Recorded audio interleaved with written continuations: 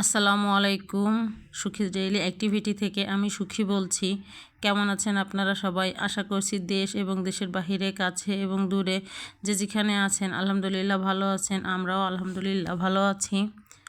তো আজকে চলে আসলাম আর একটি নতুন ভিডিও নিয়ে আপনাদের মাঝে। সামনে যেহেতু রমজান মাস আর 2 থেকে 3 দিন বাকি আছে রমজান মাসের, আর এই সময়ে এসে আমার মনে হলো কিছু ইফতার বানিয়ে ফ্রোজেন করে রেখে দেই, আর সেই ভাবনাগুলো থেকেই আজকে এই ছোট্ট ভিডিওটা বানালাম। তো কিছু ইফতার যেহেতু ফ্রোজেন করব সেগুলো আপনাদের সাথেও শেয়ার করছি।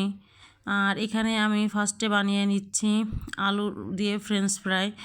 তো এই ফ্রেঞ্চ ফ্রাইগুলো আমার মেয়েরা অনেক বেশি পছন্দ করে, আর দেখা যাচ্ছে যেদিন আমি অনেক বেশি ব্যস্ত থাকবো রমজান মাসে, তো সেদিন ঝটপট এই ফ্রোজেন ইফতারগুলো দিয়ে আমি ইফতারের কাজটা সেরে নিতে পারবো। তো এর জন্য এখানে ফ্রেঞ্চ ফ্রাইগুলো বানিয়ে নিয়েছি। আর এই ফ্রেঞ্চ ফ্রাইগুলো বানানোর জন্য প্রথমে আলু কেটে ধুয়ে পরিষ্কার করে নিয়েছি। তারপর এই পরিষ্কার করা আলুগুলো হালকা একটু ভাপে সিদ্ধ করে নিয়েছিলাম।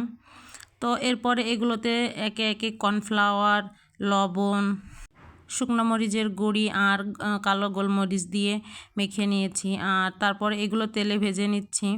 তো এগুলো যখন তেলে দিবেন ভাজার জন্য তখন একটা একটা করে ছাড়বেন তেলের ভিতর। তাতে হয় কি, এই ফ্রেঞ্চ ফ্রাইগুলো একটার গায়ে আর একটা লেগে থাকে না। আর যাও একটু হালকা লেগে থাকে ওটা খুন্তি দিয়ে নাড়া দিলে বা কোনো ভাজার চামচ দিয়ে নাড়া দিলে ওটা আলাদা হয়ে যায়। এই দেখতেই পাচ্ছেন আমার ফ্রেঞ্চ ফ্রাইগুলো একটার সাথে একটা কিন্তু লেগে নেই ওভাবে। তো এভাবে করে হালকা করে আমি এগুলো ভেজে রাখবো, যেহেতু এগুলো পরে আরও একবার ভাজি করব, তার জন্য একদম ডিপ ফ্রাই করব না।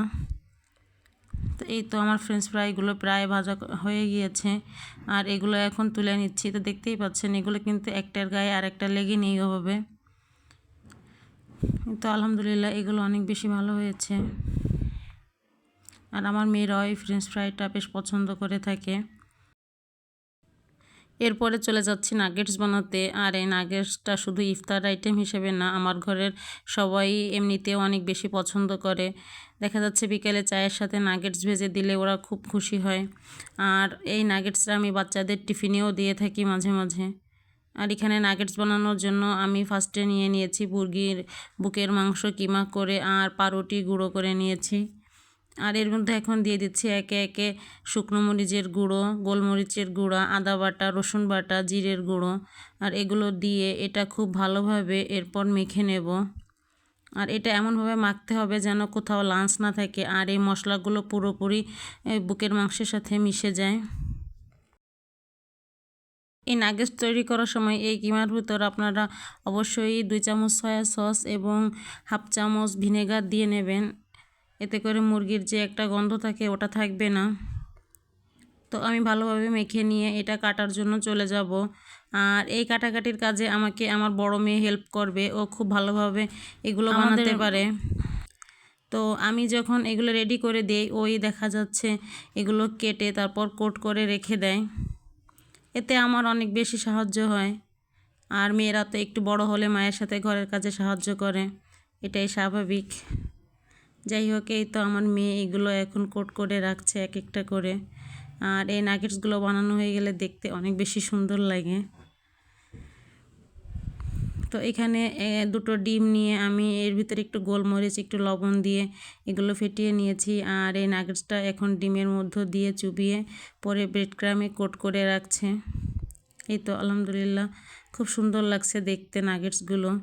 আর এরপর এখানে আপনাদের দেখাবো আলুর চপ। এই আলুর চপের ডিটেলস কোনো ক্লিপ আমি নিয়ে রাখতে পারিনি।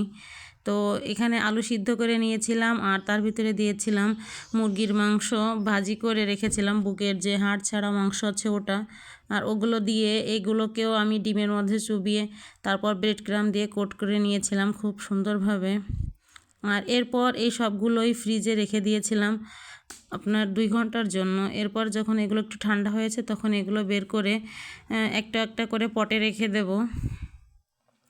তো এখানে দেখতেই পাচ্ছেন সব রকম ইফতার আইটেম আমি বাইরে বের করে নিয়েছি, আর এখন এগুলো এক একটা করে পটে সাজাচ্ছি। তো আলহামদুলিল্লাহ বেশ অনেকগুলোই হয়েছে।